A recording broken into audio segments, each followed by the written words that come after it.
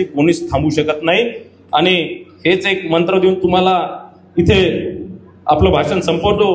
पंकज भाऊ, तुम्हाला विनंती आहे, तुमचे कायदे काही झाले असणार, पण तुम्ही आम्हाला माहिती आहे ताकदीचे पालकमंत्री आहे, ताकदीचे नेते आहेत। तुम्ही वर्धा जिल्ह्याचा फार चांगला विकास केलेला आहे, तुम्ही ताकदीने निधी सुद्धा खिचून आणलेला आहे। आता आमच्या कार्यकर्त्यांना आता नगर परिषदचे इलेक्शन आम्ही काढून देतो। आता तुम्हाला माहिती आहे 2 दिवसा पहिले कशा प्रकारे बिना प्रमाचे 20-20 कोटीचे टेंडर काढले, तुम्ही ते रद्द केले एका दिवसात, एका अर्ध्या तासात। मी त्यांना सांगितलं, अश्विनी मला सांगितलं, मी पंकज भोरेला सांगितलं, 20 कोटीचे बिना प्रमाचे टेंडर काढण्यात आले होते आणि वाटाबी करून दिले होते काम, त्याचे पैसे घेतले होते। विकास भाऊला माहित असणार किती टक्के विकास भाऊ?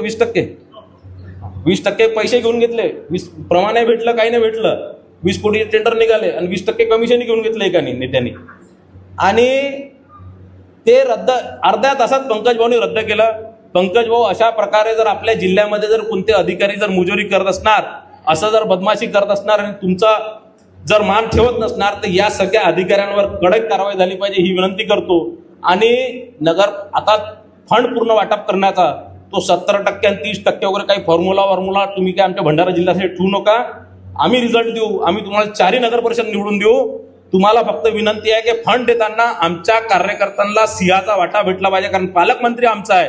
प्रत्येक कार्यकर्त्याला न्याय भेटला पाहिजे, प्रत्येक कार्यकर्त्याला निधी भेटला पाहिजे, याची जबाबदारी आपण घेतली पाहिजे, हीच विनंती करतो आणि आपले भाषण संपवतो। धन्यवाद। जय हिंद, जय महाराष्ट्र।